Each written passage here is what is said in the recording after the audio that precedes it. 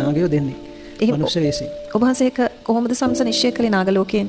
නාගලෝකෙන් ආවා කියන්නේ දැන් මනුෂ්‍යෝ දැක්කම අපිට හොයාගන්න පුළුවන්. මේ දෙන්න මනුෂ්‍යෝ නෙමෙයි. මේ දෙන්නගේ ඇස් බොහොම දිගයි.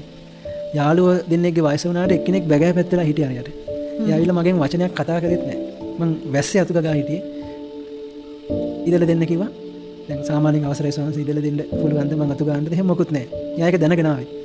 ඇවිල්ලා අතු ගාලා දීලා කන්ද දිහා බලාගෙන ඉඳලා ගියා. වචනයක් කිව්වේ නැහැ. ඒ ස්වභාවය උස ඇස් එහෙමයි මං දැකලා නැහැ. එයාලා ඇවිල්ලා අපිට අතු ගාලා දීලා හරි උදව්වක් කරලා හරි එයාලත් යම් අනතුරකින් ගැලවෙන්න ආපු වගේ මට පෙවුනේ. ඉතින් අර ඒ වගේ අත්දැකීම් මම ඉතින් පොඩි ගොඩක් සංසලා ඉන්න මට වඩා ලොකු අත්දැකීම් තියෙනවා. හැබැයි ඒව ගැන හිතන්න එපා. මම කියන්නේ දැන් දේවාල ගාන යනවනේ කට්ටිය පූජාවක් තියන. එතන කවදාවත් දෙවරු නැහැ. කපු මහත්තුරු විතරයි ඉන්නේ. හරිද? ඇත්තම දෙවියෝ දකින්න ඕන නම් පන්සිල් අටසිල් රකින්න. සද්දෙවිඳු පවා කියන්නේ වඳිනවා කියලා මේ හතර පොයේට මේ අපි කියන අහස් කූරු ගැහුවා වගේ හැමතැනම මේ දෙවරු යනවා. සතරවරන් දෙවරු සහ පිරිස. හොයමි.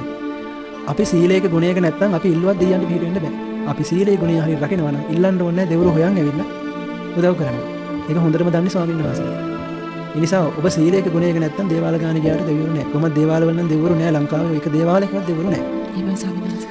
අටමස්ථාන සුරස්මස්ථාන අධිගෘහිත දෙවිවරු නම් ඉන්නවා. ඉතින් එයාලගෙන් ඉල්ලන්න ඕනේ නැහැ.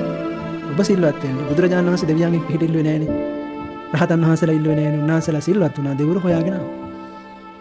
ඉතින් එයාලගේ උපකාරයක් ඕනේ නැහැ කියන තැන ඉඳලා කටයුතු කරනවා. එහෙමයි ස්වාමීන්